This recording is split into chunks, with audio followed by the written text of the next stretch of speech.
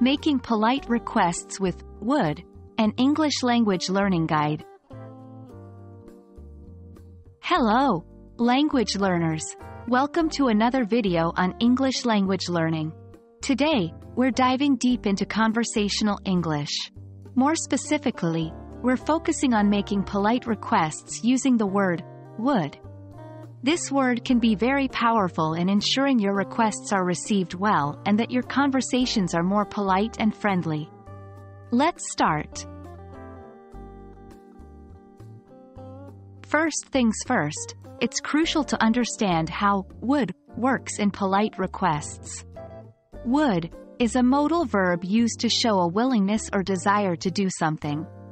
It adds a level of politeness to your requests, making them sound less direct or demanding.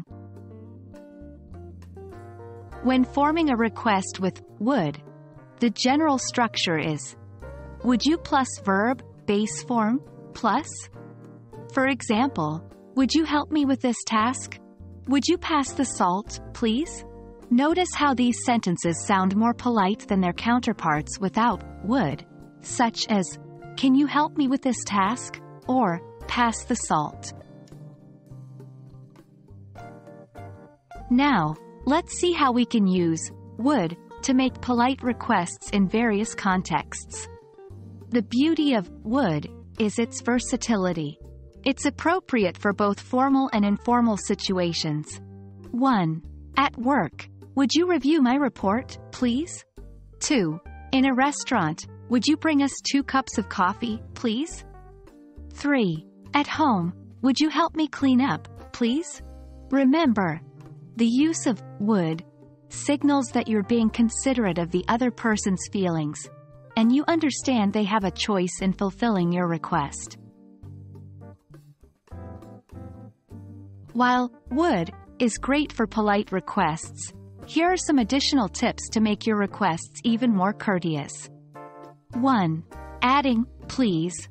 While not necessary, it's common to add please at the end of your requests to add an extra layer of politeness. For example, would you close the door, please? 2.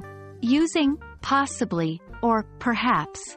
These words can be used to soften your request further. For example, would you possibly lend me a pen? Or, would you perhaps spare a moment? And there you have it. Today, we learned how to use would to make polite requests in English. It's a wonderful tool in your language learning journey, helping to make your conversations friendlier and more respectful. Remember, it's not just about what you say, but how you say it that counts. Practice using would in your daily conversations, and you'll see how it can transform your English communication skills. Thank you for joining us today, and as always, happy learning.